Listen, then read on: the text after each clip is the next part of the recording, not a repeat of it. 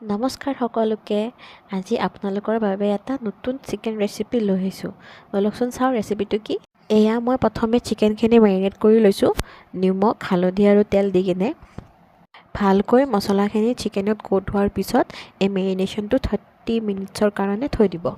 এতিয়া আমি এই ডিছটোৰ কাৰণে এটা স্পেচিয়েল মছলা ৰেডি কৰিম। মছলাটোৰ কাৰণে জিৰা ধনিয়া গোটাকৈ ল'ব, আদা নহৰু আৰু 4টা বা 5টা শুকান জলকীয়া আৰু গোটা জালুকো দিব। মোৰ তাত গোটা জালুক নাছিল বাবে মই জালুকৰ গুড়িয়ে ইউজ কৰিলোঁ।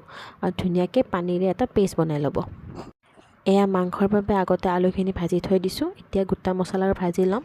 এই তেজপাত দিছোঁ, শুকান জলকীয়া আৰু লং আৰু ডালচেনি আৰু লগতে কেইটামান জিৰাও ফুটাই লৈছোঁ। এতিয়া মই ইয়াত পিঁয়াজখিনি দিম আৰু পিঁয়াজখিনি ভালকৈ নৰম নোহোৱালৈকে ভালকৈ ভাজি ল'ম।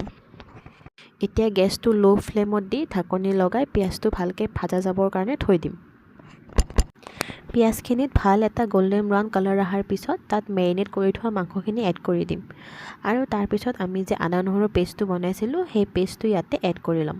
এই চব কৰি থকাৰ সময়ত গেছটো কিন্তু ল' ফ্লেমত থৈ দিব। আমি যিহেতু হালধি দিছিলোঁ তো মাংসখিনি তলত লাগি যোৱা ভয় এটা আছে। চব বস্তুখিনি ভালকৈ ভাজি ল'ব। মাংসখিনি ভজা যোৱাৰ পিছত ইয়াত এতিয়া মছলা ব্যৱহাৰ কৰিম। মছলাৰ কাৰণে মই মিট মছলা, চিকেন মছলা আৰু ৰেড চিলি পাউডাৰ ব্যৱহাৰ কৰিছোঁ। ৰেড চিলিটো অলপ মই বেছিকৈ দিছোঁ যাতে তাৰ ৰংটো ভাল আহে।